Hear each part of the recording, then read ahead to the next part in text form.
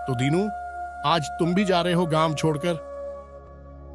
क्या करूं मुखिया जी, अपने बच्चों को तड़पते हुए नहीं देख सकता। इससे अच्छा किसी दूसरे गांव में चला जाऊंगा। मेहनत करूंगा, शाम को बच्चे भूखे तो नहीं सोएंगे, कम से कम इस अकाल से तो बच जाएंगे।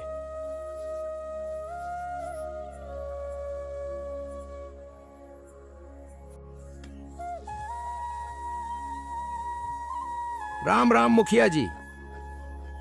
राम राम बिरजू, क्या तुम भी दीनू के साथ जा रहे हो? मैं मजबूर हूँ मुखिया जी।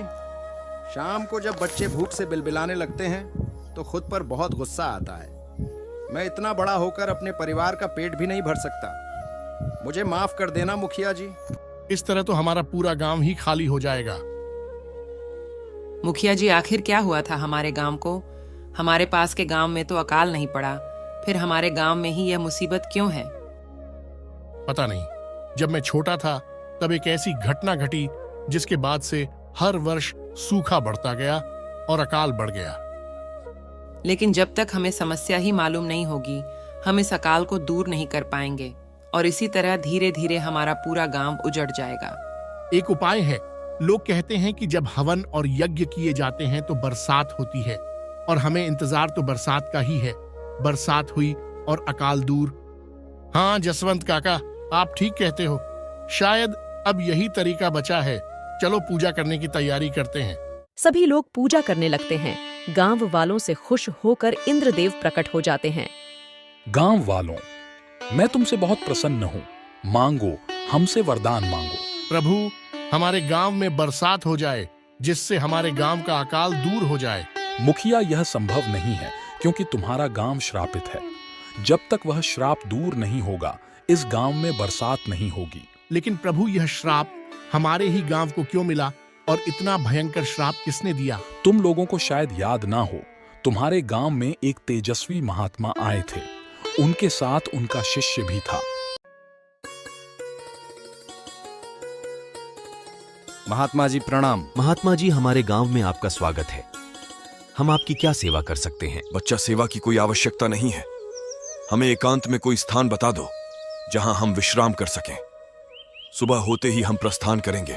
गांव वाले महात्मा को गांव से बाहर एक सुंदर झोपड़ी दे देते हैं। महात्मा रात में विश्राम करते हैं।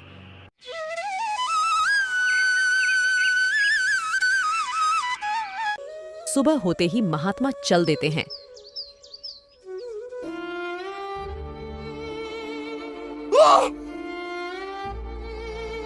बाण लगते ही शिष्य मर जाता है और महात्मा क्रोध में आकर श्राप देने लगते हैं। जिस शिकारी ने बाण मारकर हत्या की है वह वहीं पत्थर हो जाए और इस मनहूस गांव में भी धीरे धीरे अकाल पड़ने लगे। गांव वालों, तुम महात्मा के पास जाकर श्राप वापस लेने की प्रार्थना करो, तभी तुम्हारा कल्याण हो सकता है। लेकिन अगर महात्मा ने श्राप वापस नहीं लिया तो? यह तो वहीं जाकर मालूम होगा। सभी लोग महात्मा के पास पहुंच जाते हैं, प्रार्थना करते हैं, लेकिन महात्मा नहीं माने। हार मानकर सभी लोग वापस आ जाते हैं।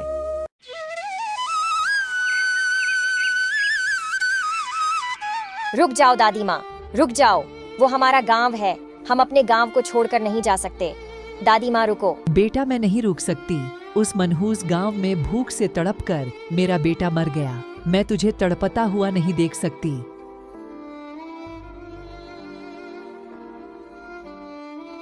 क्या हुआ? आप रोती हुई कहाँ जा रही हो? क्या बताऊं महात्मा जी, हमारे गांव को एक श्राप ने घेर रखा है, जिसके कारण वहां अकाल पड़ गया है। जब शाम होती है तो बच्चे भूख से बिलबिलाने लगते हैं। खाना तो दूर, अकाल के कारण ढंग से पानी भी नहीं मिलता। मेरा बेटा भूख के कारण तड़प तड़प कर मर गया। अब मैं उस मनहूस गांव में कभी नहीं जाऊंगी।